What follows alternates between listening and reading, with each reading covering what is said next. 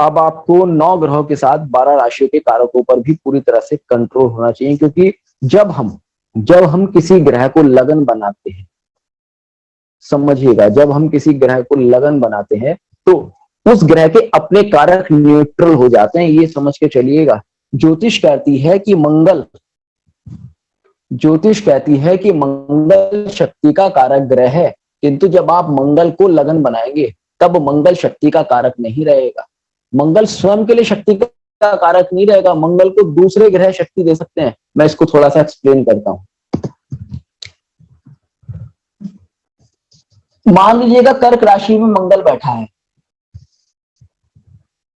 मान लीजिएगा कर्क राशि में मंगल बैठा है, तो अगर मंगल का अपना बल देखिए तो पाराशरी कहती है कि मंगल कर्क राशि में नीच का होता है। अब कर्क राशि में नीच का होने की वजह से,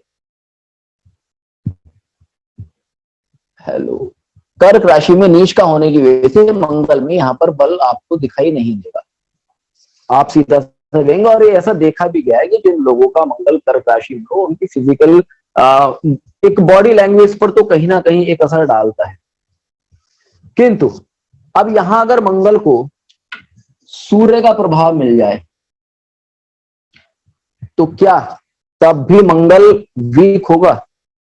जी नहीं, मंगल तब वीक नहीं होगा। उसका रीजन क्या है? देखिए, दो चीजों को समझिएगा। नाड़ी ज्योतिष कहती है और पाराशरी भी कहती है, नॉर्मली सभी ज्योतिष कहती है, अगर दो सेम तत्व वाले ग्रह अगर आपस में बैठ जाएं तो उनके गुणों में वृद्धि होती है। कर्क राशि में मंगल नीच इसलिए कहा गया है क्योंकि यहाँ पर इसका अग्नि तत्व पूरी तरह से समाप्त हो जाता है। तो अग्नि तत्व समाप्त हो गया, फिजिकल स्ट्रेंथ में बहुत ज्यादा कमी आ गई। और मंगल जिन जिन चीजों का कारक है उन चीजों में कमी आ गई। जैसे कि फीमेल के लिए मंगल पति का कारक ग्रह है, तो हो सकता है शादी लेट हो जाए, या फिर मैरिड लाइफ में कहीं कोई इश्यू हो, या फिर हस्बैंड की अपनी हेल्थ पर कहीं कुछ इश्यू हो। ठीक है, मेल होरोस्कोप में उसकी पौरुष शक्ति का कारक है, उसकी फिजिकल स्ट्रेंथ का कारक ग्रह है, और उसके छोटे भाई का भी कारक ग्रह है। तो इन चीजों में कहीं ना कहीं कमी हो सकती है केवल कर्क राशि में बैठने से। किंतु अगर यहाँ पर सूर्य का प्रभाव आ जाता है तो क्या है, मंगल का जो अग्नि तत्व कमजोर हुआ था, जो अपना राशि बल की वजह से वो कमजोर हुआ था, वो वहां पर बैलेंस हो जाता है। और जब वो वहां पर बैलेंस होगा तो सीधी सी बात है कि मंगल के अंदर स्ट्रेंथ आ जाएगी, यानी कि किसी लेडी का जो हस्बैंड है वो अब यहाँ पर वीक नहीं रहेगा, आपका छोटा भाई वीक नहीं रहेगा, आपकी फिजिकल स्ट्रेंथ वीक नहीं रहेगी, क्योंकि मंगल न्यूट्रली उस समय शक्ति का कारक नहीं रहा। मंगल के लिए दूसरे ग्रह शक्ति के कारक बन गए, जो कि उसके जैसे कुछ स्वभाव रखते हैं। जैसे कि मंगल जैसा स्वभाव कौन सा ग्रह रखता है? सूर्य रखता है, क्योंकि सूर्य अग्नि तत्व है। गुरु रखता है, क्योंकि धनु राशि का स्वामी होने के कारण गुरु में भी अग्नि तत्व माना जाता है। अब यहीं पर अपोजिट एलिमेंट्स वाले प्लेनेट मंगल के साथ आ जाएं तो यहां पर अपोजिट हो जाएगा।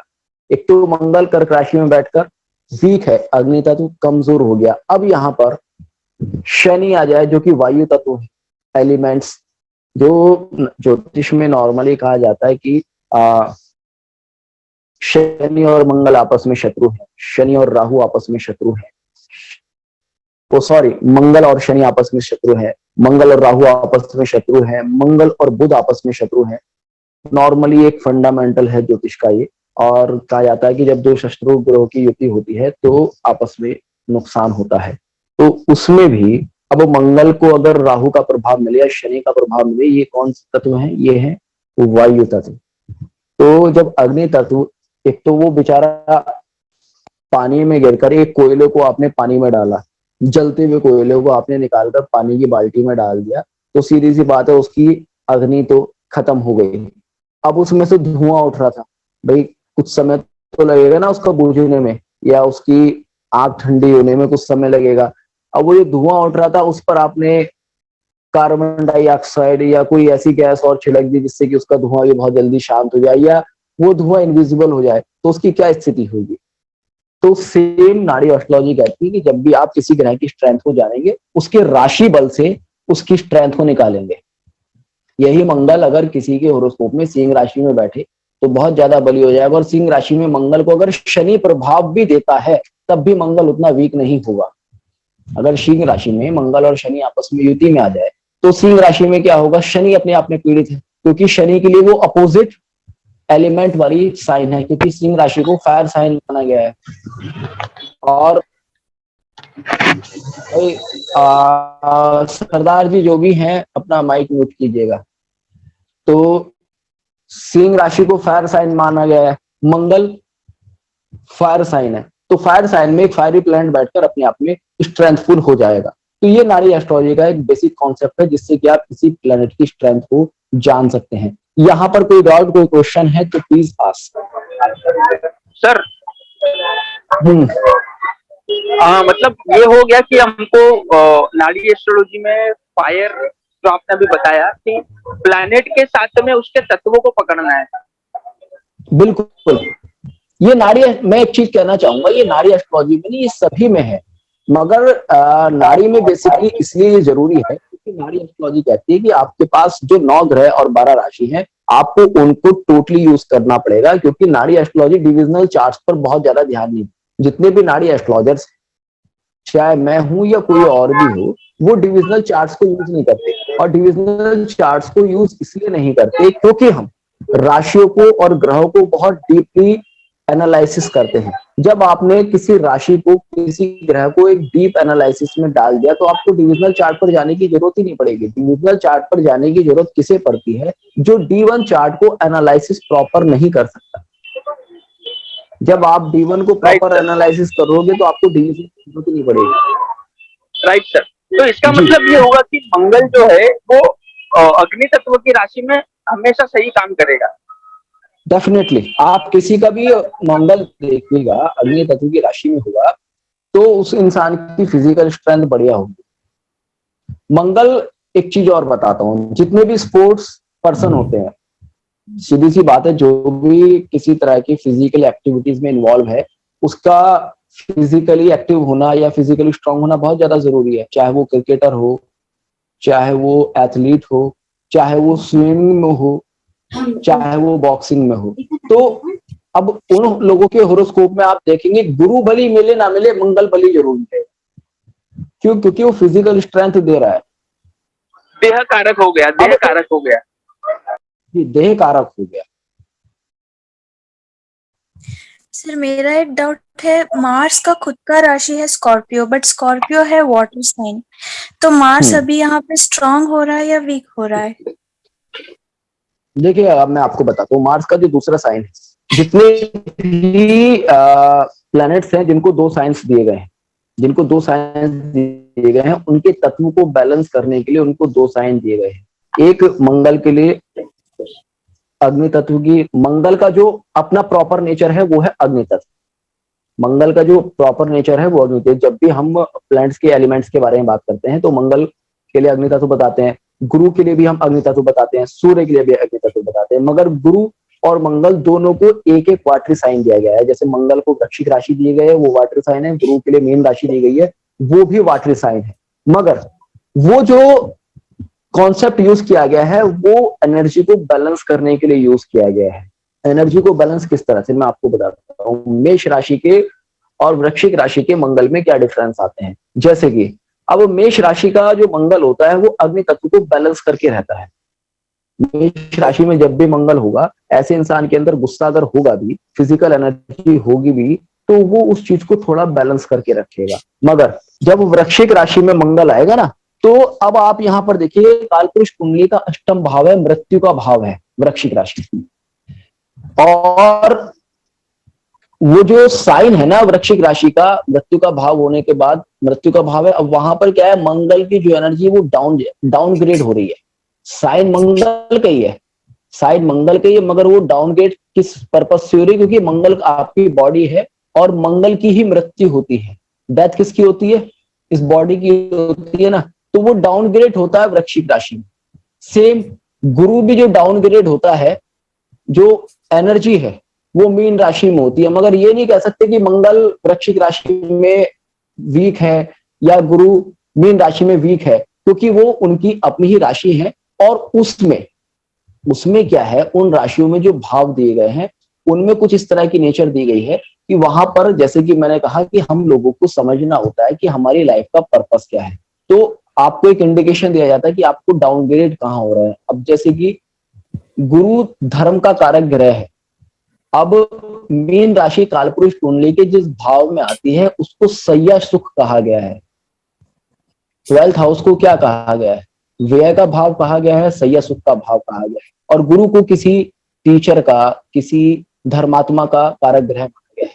तो वो आपको एक ज्योतिष जो है, ज्योतिष का हर भाव, हर राशि, हर नियम आपको जीवन का एक नया नियम देती है। तो गुरु का मीन राशि में या प्लेसमेंट या उस राशि में प्लेसमेंट ये कहता है कि अगर आप धर्म विमुख होंगे, अगर आप सैया सुख की तरफ जाएंगे, अगर आप व्यर्थ भ्रमण की तरफ जाएंगे, तो आपके जीवन में गुरु आपका पतन कर देगा। इसके साथ साथ 12th हाउस का गुरु आपको एक और मैसेज देता है। मीन राशि का गुरु धर्मात्मा है और मीन राशि क्या, मोक्ष की राशि कही गई है, एंड ऑफ द जर्नी, कि अगर आप धर्म के साथ चलेंगे तो फिर आप मोक्ष को भी प्राप्त कर सकते हैं, आप हायर स्पिरिचुअलिटी को भी प्राप्त कर सकते हैं। सेम वृश्चिक राशि के लिए कहा गया है कि अगर आप मंगल की एनर्जी को बैलेंस नहीं करेंगे तो आप डेथ को प्राप्त हो जाएंगे। अहंकार, मंगल को हमारे एटीट्यूड का कारक ग्रह भी माना गया है, अहंकार का कारक ग्रह माना गया है। जिन लोगों का मंगल कुंडली में जितना ज्यादा बली होता है, उन लोगों के अंदर उतना ज्यादा एटीट्यूड, उतना ज्यादा ईगो होता है। तो अब कहा जाता है कि अगर आपके अंदर ईगो एटीट्यूड है तो सीधी सी बात है कि आपको गड्ढे में गिरना है, एक दिन आपका अहंकार ही आपको ले डूबेगा। तो जो कालपुरुष कुंडली के अष्टम भाव में वृश्चिक राशि आती है वो आपको ये मैसेज देती है। अब वृश्चिक के मंगल में और मेष के मंगल में डिफरेंस एक ये भी देखा गया है कि मेष के मंगल वाले जातक अपने गुस्से को, अपनी एनर्जी को कंट्रोल करना जानते हैं, मगर वृश्चिक वाले कंट्रोल करना नहीं जानते। इसलिए वृश्चिक राशि वाले जो मंगल के जातक होते हैं या वृश्चिक लगन वाले होते हैं, अक्सर आपने देखा होगा कि वो एक रिवेंज फुल नेचर को अपने अंदर ले लेते हैं। वो उनके साथ किसी ने कुछ गलत किया तो वो उस चीज को भूलेंगे नहीं, वो सामने वाले से रिवेंज लेने की कोशिश करेंगे, चीजों को भूल नहीं पाते जल्दी से। तो ये इस तरह से आप इस चीज को, कॉन्सेप्ट को यूज कर सकते हैं। सर ये मेरे हिसाब से तत्वों के हिसाब से ही होता होगा, राशि के तत्वों के हिसाब से।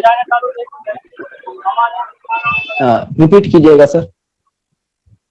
मैं ये बोल रहा हूँ कि मेष का मंगल और मेष का मंगल और अष्टम का मंगल, तो इसमें ना तत्व ही काम कर रहा है सर। मेष का मंगल फायर वाला है और अष्टम का मंगल वाटर वाला है।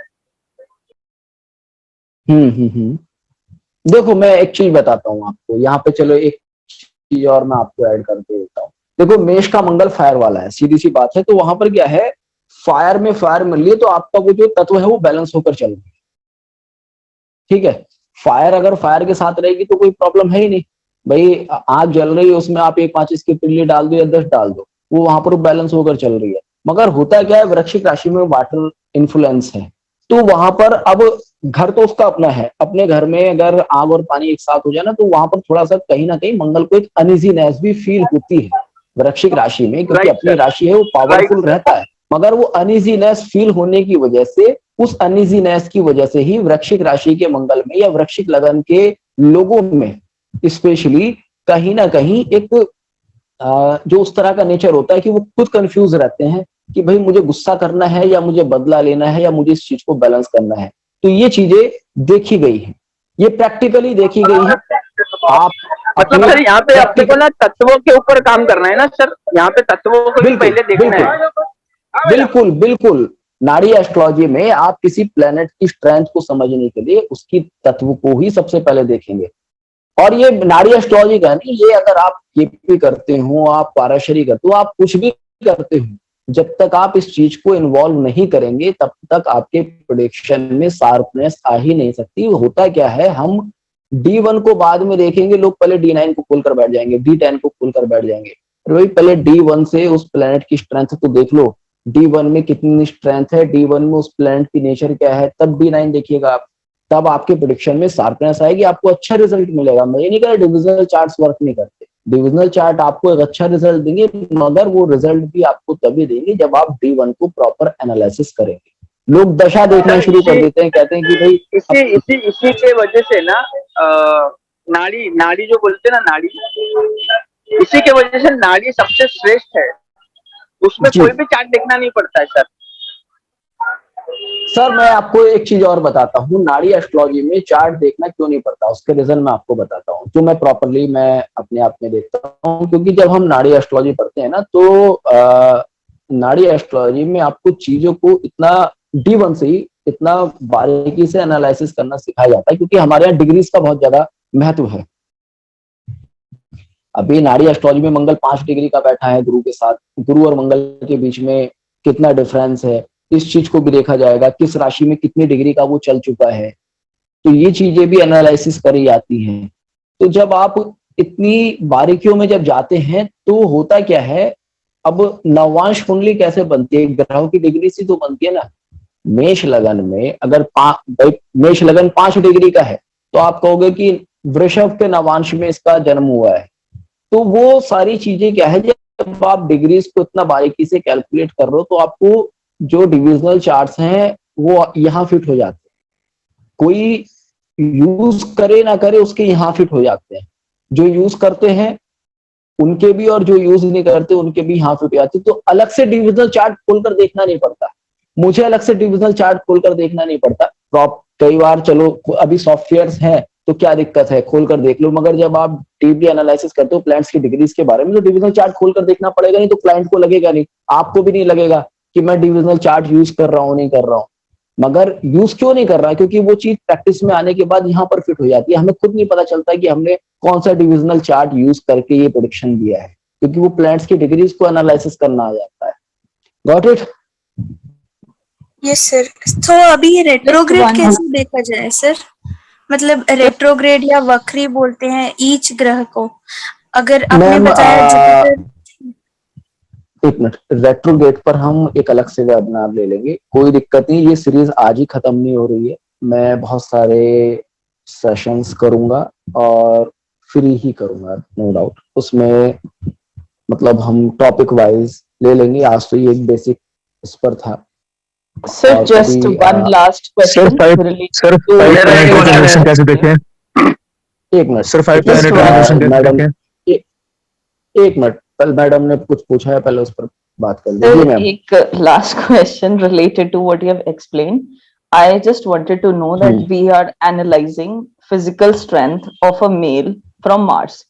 How do we see it in a female chart? वो हम फीमेल की चार्ट में कौन से प्लैनेट से देखते हैं? देखिए, फीमेल के चार्ट में आप शुक्र से ही देखते हैं, उसका कॉन्सेप्ट मैं आपको बताता हूँ। अब आपका एक प्रश्न होगा कि काल पुरुष की कुंडली में आपने जैसे कि कहा, मैंने कहा, आप अपना माइक ऑन रखिएगा, ये आपने बहुत अच्छा क्वेश्चन पूछा, तो हो सकता है आपके यहाँ फिर से कुछ क्वेश्चन हो।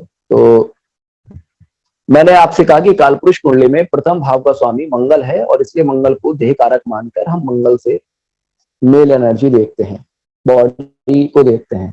ठीक, अब अगर हम कालपुरुष कुंडली की अवधारणा देखें, तो कालपुरुष कुंडली की जो अवधारणा है वो भगवान विष्णु के ऊपर आई है, he is supreme mail energy. ठीक है, अब मेल एनर्जी हमारी कुंडली का फर्स्ट हाउस होता है, और जो फीमेल एनर्जी है वो हमारी कुंडली का, कालपुरुष कुंडली का 7th हाउस होता है, और 7th हाउस का जो कारक है, जो स्वामी है, जो तुला राशि का स्वामी है, वो है शुक्र। इसलिए फीमेल होरोस्कोप में जो फीमेल एनर्जी है वो शुक्र से ही देखी जाती है, मंगल से किसी फीमेल का हस्बैंड ही देखा जाता है। गुरु के लिए वो एक्सेप्शन है मेल होरोस्कोप के लिए, कि किसी पुरुष की अगर फिजिकल स्ट्रेंथ को देखना है तो वो आप मंगल से देखेंगे, मगर फीमेल्स के लिए ऐसा नहीं, फीमेल्स के लिए आप शुक्र से ही देखेंगे। और ये भी एक फैक्ट है कि अगर फीमेल होरोस्कोप में मंगल स्ट्रांग है तो उसकी फिजिकल एनर्जी को वो बूस्ट तो कर देगा, मगर मंगल अगर वीक है तो उसकी फीमेल एनर्जी को बहुत ज्यादा वीक नहीं करेगा, अगर शुक्र स्ट्रांग है तो। ठीक सर, एक क्वेश्चन है मेरा जी सर, ये जो नाड़ी शास्त्र है, इसमें पराशरी शास्त्र में जो उच्च राशि और नीच राशि ये कंसीडर की जाती है, तो नाड़ी शास्त्र में भी इनका कुछ महत्व रहता है, ये भी इसमें कंसीडर की जाती है क्या? बिल्कुल बिल्कुल की जाए। मंगल, मैं समझ गया सर, समझ गया, बिल्कुल की जाती है। मैं भी एक्सप्लेन कर ही रहा था भाई, कर्क राशि में बैठेगा तो मंगल वीक होगा। अब आप, मैं ये सीधा सा कहता हूं कि आप नीच राशि कंसीडर करो मत करो, आप उच्च राशि कंसीडर करो मत करो, अगर आप एलिमेंट से प्लैनेट्स को समझ रहे हैं, आप एलिमेंट से साइंस को समझ रहे हैं, तो नीचता ओके उच्चता क्या है? मंगल, मंगल किस राशि में नीच होता है? कर्क राशि में नीच होता है, जिस राशि में वो अपनी फायर एनर्जी को खत्म कर देता है। अब फिर आपका क्वेश्चन आ सकता है कि भाई मीन राशि भी जो है अब नीच राशि है, मतलब वाटरी साइन है, तो वहां पर क्यों नीच नहीं होता? हो सकता है ना क्वेश्चन आपका ये। मगर क्या बिल्कुल है, सही। मीन राशि का जो स्वामी, मीन राशि का जो स्वामी है वो गुरु है, तो उसके जी अंदर उस वाटर में भी फायर एनर्जी है। Okay that is not a, वो प्योरली वाटरी साइन, उसका जो लॉर्ड है, उसकी जो लॉर्डशिप है वो प्योरली वाटरी नहीं है, उसके लॉर्ड के पास जो है फायर एनर्जी है, तो मंगल वहां पर फिर भी बैलेंस रहता है। स्टिल आप देखेंगे मीन राशि का भी जिन जातकों का मंगल होता है, वो भी कहीं ना कहीं ये कंप्लेन करते हुए आपको मिल जाएंगे कि यार थोड़ा सा मुझे लेट इट गो वाली समस्या है, मतलब मुझे गुस्सा बहुत आता है, मगर उसके बाद सोचता हूँ कि चलो ठीक है, जाने दो। रिवेंजफुल नेचर बहुत ज्यादा नहीं होगी, या फिर होगी तो लेट होगी, या बहुत ज्यादा लोगों को जवाब नहीं देंगे। मगर आप देखेंगे सिंह राशि का मंगल होगा, ऐसा इंसान किसी की सुनेगा नहीं, आप उसे जरा सा तू कह दो वो लड़ने पे उतर आएगा। मेष राशि का मंगल होगा, आप उसके साथ जरा सा भिड़ कर देखो। वृश्चिक राशि का मंगल होगा, आप उसके साथ भिड़ कर देखो जरा सा। मकर राशि का मंगल होगा, आप उसके साथ थोड़ा सा उसको थोड़ा सा कुछ कह कर देखो, क्योंकि फिजिकल एनर्जी इतनी है बॉडी में, खून का दौरान इतना तेज है कि वो बर्दाश्त ही नहीं कर पाते। ओके ठीक। सर मेरा एक थैंक क्वेश्चन यू। था। हम्म। सर जैसे कि आपने बोला कि मंगल को हम फीमेल चार्ट में एज अ स्पाउस देखते हैं, तो फिर जैसे कि जैसे हम अगर फीमेल चार्ट में किसी के लवर को देखना होगा, उससे भी हम मंगल को देखेंगे, या फिर हम उससे जुपिटर को देखेंगे? बुध को थोड़ा देखेंगे, कंफ्यूजन। ये नाड़ी एस्ट्रोलॉजी के बुध से देखेंगे। मैं क्लियर कर देता हूँ, बुध से देखेंगे। बाकी मैरिड लाइफ पे, रिलेशनशिप पर हम वेबिनार लेंगे, उसमें इस पर डिटेल में डिस्कस करेंगे। आपका क्वेश्चन था तो मैंने बता दिया, बुध से देखेंगे। अभी जो हमने डिस्कस किया है उससे रिलेटेड कोई क्वेश्चन है तो केवल वहीं तक लिमिटेड रखिएगा। सर इससे रिलेटेड एक क्वेश्चन है 50 लोग जुड़े तो। सर, जैसे अभी हम बात कर रहे थे कि अगर सिंह राशि में शनि जो है वो उसकी पावर कम हो जाती है, राइट? तो अब वो पावरलेस अगर हो जाता है just because of elemental difference, तो उसका इफेक्ट उनके राशियों पे, मतलब जो मकर और कुंभ राशि है, तो कुंडली में जहां पे भी होंगे उस पे भी शनि के पावर जो कम हुई है उसका इम्पैक्ट जाएगा। देखिएगा, उस चीज को आप तब एनालिसिस कर पाएंगे अगर आप लगन कुंडली को मानकर चल रहे हैं। यानी कि अगर आप मान लीजिए वृषभ लगन की कुंडली है, अब वृषभ लगन की कुंडली में जो मकर राशि आ रही है 9th हाउस में आ रही है, ठीक है, और कुंभ राशि आ रही है वो आ रही है 10th हाउस में। अब शनि किसी वजह से वीक है, तो आप सीधा सा कहते हैं ना नॉर्मली कि भाई नवमेश कमजोर है, दशमेश कमजोर है, तो इस इंसान को थोड़ा सा प्रोफेशनल प्रॉब्लम हो सकती है, कहते हैं ना। तो सीधा सा इसलिए तो कहते हैं, अगर शनि वीक हुआ, आपका नवमेश दशमेश कमजोर हो गया, क्योंकि शनि राशि की वजह से वीक हुआ। आपने देखा राशि की वजह से जब वीक हुआ तो वो सीधी सी बात है, भाग्य में कमी कर रहा है, प्रोफेशनल प्रॉब्लम दे रहा है। और उसमें भी मैं ये कहना चाहूंगा कि शनि अब किस राशि में बैठा, जगह शनि अपने आप में प्रोफेशन का कारक ग्रह है, ठीक। हाँ। अब शनि किस राशि में बैठा है, उस राशि में ऐसा तो नहीं है केवल और केवल नुकसान देगा, उस राशि में कुछ ना कुछ खासियत भी होंगी। भाई जिस भी राशि में शनि बैठेगा, मेष से लेकर मीन तक राशि में अगर शनि बैठेगा, तो जो उसके अपोजिट एलिमेंट वाली राशियां हैं उनकी भी अपनी कुछ खासियत होंगी। और वो खासियत शनि अपने आप में वीक भले हुआ है मगर उसके अंदर आएंगे आएंगे। जैसे सिंह राशि एक रॉयल साइन है, सूर्य की राशि है ना जी। सिंह राशि सूर्य की राशि एक रॉयल साइन है, तो ये भी पॉसिबिलिटी है कि सिंह राशि में बैठकर सूर्य शनि आप गवर्नमेंट जॉब दे दे। अब गवर्नमेंट जॉब तो दे दी मगर था आपका दशमेश, तो ये हो सकता है भी गवर्नमेंट जॉब तो देती मगर आपको बहुत स्ट्रगल के बाद दे। कई बार हो सकता है कि भाग्य का साथ नहीं मिल रहा है कि लड़के को 4 अटेम्प्ट देने पड़े। ये लड़का तो फर्स्ट अटेम्प्ट में निकाल लेता मगर इसको 4 अटेम्प्ट देने पड़े, ठीक है, भाग्य का साथ नहीं मिल रहा, मगर गवर्नमेंट जॉब दे देगा।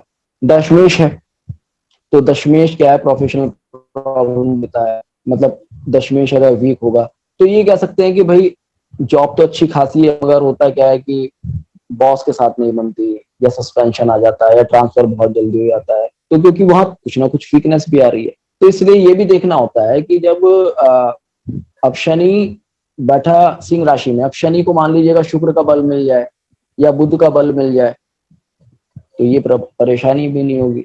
अब शुक्र कौन है, लग्नेश है। पहली बात तो अगर वृषभ लगन लेकर चलते हैं मोटा मोटा, तो शनि सिंह राशि में बैठा है, चतुर्थ भाव में बैठा है और शुक्र के साथ में बैठ गया, तो शुक्र लग्नेश है और शुक्र और शनि फ्रेंडली है, सेम एलिमेंट है। तो ऐसे में ये भी पॉसिबिलिटी है कि शुक्र की वजह से आपको प्रॉब्लम्स हो रही है, मगर फाइनेंस अच्छा खासा आता है। Got it? अच्छा, ठीक है, धन्यवाद ये सर। ना बहुत सारी चीजें देखनी हो, बहुत सारी चीजें देखनी समझनी होती है। जी सर बोलिए। सर मेरा एक क्वेश्चन है, सर सिंह राशि में चंद्रमा बैठ जाए मैडम आपका टॉपिक से रिलेटेड क्वेश्चन ये, सॉरी टॉपिक से रिलेटेड क्वेश्चन नहीं है। आप तो थोड़ा सा ना सर, थोड़ा सा आगे चलते हैं। हाँ आगे चलते हैं थोड़ा सा, फिर we can take the it's a request from everybody. Last में सर हम क्वेश्चन आंसर राउंड कर सकते हैं, like we can note down the questions, because आप भी डिस्टर्ब होते हैं बीच बीच में फिर। जी नहीं, अभी क्वेश्चन का आंसर करने में दिक्कत नहीं है, मगर टॉपिक से रिलेटेड हो, इंडिविजुअली कोई अपने हॉरोस्कोप से, अपने फैमिली के हॉरोस्कोप से सोच, वही हो रहा है वो चीज समझ में आती है। क्वेश्चन टॉपिक वाले नहीं है, क्वेश्चन टॉपिक वाले है नहीं। आप अपना लर्निंग स्टार्ट करिए सर। सर मेरा एक अभी हम मैडम अब बाद में लेंगे, क्वेश्चन बाद में लेंगे प्लीज, मैं जब बोलूंगा तब लेंगे, ठीक है? क्वेश्चन टाइम अभी खत्म हो गया, अभी हम बात करते हैं। अब देखिएगा, जब हम नाड़ी ज्योतिष पे बात करते हैं तो मैं आपको कुछ बेसिक रूल्स बताता हूँ प्रेडिक्शन के कुछ बेसिक टिप्स बताता हूँ, और वो टिप्स अगर आप यूज करेंगे तो बेसिक प्रेडिक्शन तो आप बहुत इजीली निकाल सकते हैं। मैंने आपसे कहा कि आप सीधा सीधा मेष लगन की कुंडली को अपने अंदर उतार लीजिएगा। आप पाराशरी को पढ़िए, केपी को पढ़िए, लाल किताब को पढ़िए, जिसको मर्जी उसको पढ़िएगा, और उसमें केवल आप मेष लगन की कुंडली पढ़ लीजिएगा। मेष लगन को पूरा का पूरा आप समझ लीजिएगा। नाड़ी ज्योतिष में अगर आपने मेष लगन को पढ़ लिया तो आप बहुत इजीली प्रेडिक्शन दे देंगे। अब किस तरह से मैं आपको बताता हूँ। मेष लगन की कुंडली है, अब मेष लगन की कुंडली में धन का स्वामी कौन है? क्योंकि शुक्र द्वितीय भाव का स्वामी है, तो धन का स्वामी हुआ शुक्र, क्योंकि धन का भाव द्वितीय भाव का आ जाता है। और मेष लगन की कुंडली में आपके कर्म का स्वामी कौन है? क्योंकि 10th हाउस में आता है, वो होता है शनि। तो जब भी आप किसी की कुंडली में शनि और शुक्र का संबंध देखेंगे तो आप देखेंगे ऐसे इंसान की फाइनेंशियल कंडीशन बढ़िया होगी, अगर बहुत ज्यादा कोई नेगेटिव इन्फ्लुएंस नहीं। मेष लगन की कुंडली में आय भाव का स्वामी कौन है? अब मेष लगन का नॉर्मली एक पाराशरी का सूत्र है कि द्वित्वेश और आयेश का अगर किसी जन्म कुंडली में युति है, परिवर्तन है या दृष्टि संबंध है, तो ऐसा व्यक्ति के पास धन होता है। पाराशरी का एक सीधा सा रूल है। मगर नाड़ी ज्योतिष कहती है कि मेष लगन की उस कुंडली को आप लगन बना लो। अगर किसी व्यक्ति की कुंडली में, चाहे किसी भी लगन की कुंडली हो, A to Z, शनि और शुक्र अगर आपस में संबंध बना रहे हैं, तो ऐसे व्यक्ति को प्रोफेशनली सक्सेस मिलती है, उसके पास पैसा अच्छा खासा आएगा। इस तरह से आप नाड़ी ज्योतिष में बहुत इजीली योग बनाकर प्रेडिक्शन दे सकते हैं। और इसलिए नाड़ी एस्ट्रोलॉजी में लोगों को बहुत ज्यादा कैलकुलेशन नहीं करनी पड़ती, कैलकुलेशन करनी पड़ती है, मगर ऐसा नहीं कितना केवल शनि और शुक्र की युति देखी और पैसा वाला इंसान हो गया, ऐसा भी नहीं होता। मगर बेसिक लेवल पर आप बहुत अच्छे प्रेडिक्शन इस तरह से निकाल कर दे सकते हैं, क्योंकि हाउसेस के हिसाब से भी बहुत सारी चीजें होती हैं। उसके बाद आप देखिएगा, पाराशरी का एक नियम कहता है कि लग्नेश और पंचमेश के बीच में अगर परिवर्तन हो या लग्नेश पंचमेश की युति हो, तो ऐसे व्यक्ति की कुंडली में राजयोग होता है। अब आप देखिएगा, नाड़ी ज्योतिष कहती है अगर किसी व्यक्ति की कुंडली में गुरु और मंगल आपस में, मंगल और सूर्य आपस में युति में बैठे हैं, मंगल और सूर्य का आपस में परिवर्तन हो रहा है, तो ऐसा व्यक्ति एडमिनिस्ट्रेटिव लेवल पर सक्सेसफुल हो सकता है, या ऐसे व्यक्ति के पास कहीं ना कहीं एडमिनिस्ट्रेटिव पावर होगी, क्योंकि सूर्य कौन है, गवर्नमेंट है, और मंगल कौन है, एडमिनिस्ट्रेशन। तो मंगल सूर्य अगर किसी व्यक्ति की कुंडली में युति में बैठे हैं, परिवर्तन कर रहे हैं, एक दूसरे को दृष्टि दे रहे हैं, तो आप ऐसे व्यक्ति को प्रेडिक्शन बहुत ही इजीली निकाल कर दे सकते हैं। पाराशरी कहती है कि मैं आपको पाराशरी से इसलिए समझा रहा हूं क्योंकि बहुत सारे यहाँ पर जो होंगे 90% वो पाराशरी वाले होंगे, उनकी पाराशरी पड़ी हुई होगी, तो मैं उसी चीज को इसलिए आपके लिए इजी करके समझाने की कोशिश कर रहा हूँ कि लग्नेश और तृतीयेश का संबंध मनुष्य को थोड़ी सी परेशानी दे सकता है, जीवन में भाइयों से प्रॉब्लम दे सकता है, विवाद दे सकता है। तो अगर आप किसी की कुंडली में मंगल और बुध का संबंध देखते हैं तो आप उसको इजीली कह सकते हैं कि भाई आपको आपके भाई से प्रॉब्लम हो सकती है, आपको चोट लगने की संभावना बहुत ज्यादा हो सकती है, आपको पार्टनरशिप में प्रॉब्लम्स आ सकती हैं, आपको लव फेलियर्स हो सकते हैं। पाराशरी कहती है कि लग्नेश और सप्तमेश का अगर योग किसी व्यक्ति की कुंडली में है तो ऐसा व्यक्ति को अच्छी खासी मैरिड लाइफ होने की संभावना होती। हालांकि इसके बहुत सारे अपवाद भी होते हैं। अगर आप पता चला आप में से कोई कुंडली उठाकर देखे कि मेरा तो लग्नेश सप्तमेश साथ बैठे हैं मगर मेरी लाइफ में प्रॉब्लम है, तो इफ एंड बट्स बहुत सारे हैं, मैं आपको बेसिक रूल्स बता रहा हूँ। तो आप देखेंगे जिन भी जातकों की कुंडली में मंगल और शुक्र युति में बैठे होते हैं, उनकी कम से कम शादी के स्टार्टिंग पीरियड में तो उनकी जो लाइफ होती है वो बहुत ज्यादा रोमांटिक होती है। वो कम से कम एक बार तो तू मेरा मैं तेरी इस दुनिया से क्या लेना ऐसी कस्में जरूर खाते, अपना बहुत ज्यादा रोमांटिक लाइफ जीते हैं, बहुत ज्यादा कल्पनाओं में जीते हैं। उनको लगता है कि ये मेरे लिए बना है और मैं इसके लिए ही बना हूँ। उस तरह की उन लोगों को होती जरूर, मगर क्योंकि मंगल का अपना अलग ही नेचर है तो वो कहीं ना कहीं इश्यूज भी देता ही है। उसके बाद पाराशरी कहती है कि नवमेश और दशमेश अगर युति में बैठे तो व्यक्ति की कुंडली में कर्म धर्म योग बनता है। और नाड़ी ज्योतिष कहती है कि शनि और गुरु आपस में अगर युति में बैठते हैं तो व्यक्ति की कुंडली में कर्म धर्म योग बनेगा और ऐसा व्यक्ति अपनी प्रोफेशनल सक्सेस बहुत ही इजीली अचीव कर पाएगा। तो इस तरह से अगर आपको, मैंने सारे जो एग्जाम्पल आपको दिए केवल एक मेष लगन की कुंडली से लिए, कि अगर आपने मेष लगन की कुंडली बढ़िया से रीड कर लिया, समझ लिया, तो आप बहुत ही आसानी से इस तरह से प्रेडिक्शन निकाल कर दे सकते हैं बेसिक लेवल पर। और ये क्विक प्रेडिक्शन होते हैं, आपको इसके लिए कोई बहुत ज्यादा कैलकुलेशन की जरूरत नहीं पड़ती। आपने बस एक बार होरोस्कोप की निगाह डाली कि शनि शुक्र का योग है, हाँ इंसान के पास ठीक ठाक प्राप्त धन होगा। आपने देखा मंगल और सूर्य का योग है, हाँ इसके पास एक अच्छी खासी एडमिनिस्ट्रेटिव पावर होगी या फिजिकल एनर्जी होगी या इसका सोसाइटी में एक अच्छा नाम होगा।